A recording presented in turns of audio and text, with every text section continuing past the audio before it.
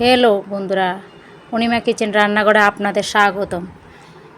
আজকে আমি বানিয়েছি রসমালাই, দুধ দিয়ে রসমালাই। প্রথমে আমি দুধগুলিকে জাল দিয়ে লেবু দিয়ে ছানা করে নিয়েছি।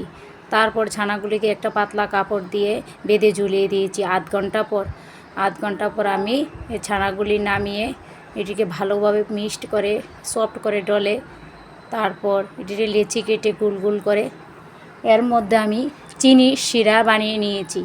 তারপরে এই গোল লেচিগুলি আমি চিনির শিরার মধ্যে দিয়ে দিয়েছি।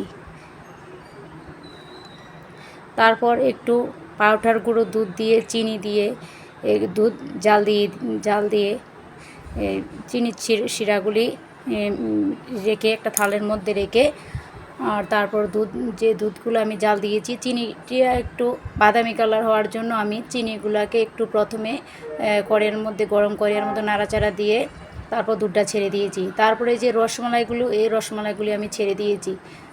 তারপর যখন আমি সার্ভ করব তখন বাদাম দিয়ে রসমালাইগুলি সাজিয়েছি।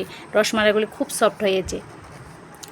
আপনাদের যদি আমার এই ভিডিওটা ভালো লাগে আমাকে আপনারা লাইক, কমেন্ট অ্যান্ড শেয়ার করবেন, সাবস্ক্রাইব করবেন।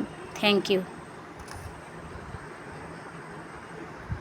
আমি এখন রসমালাইগুলি সবার জন্য নিয়ে যাচ্ছি। আমরা সবাই মিলে রসমালাইগুলি খুব মজা করে খাবো। আপনাদেরও ভালো লাগবে। আপনারা এই রসমালাইগুলি নিচে থেকে বাড়িতে বানিয়ে খাবেন এবং বাচ্চাদের এগুলো বানিয়ে দিলে বাচ্চারা খুব মজা করে খাবে, খুব আনন্দ পাবে।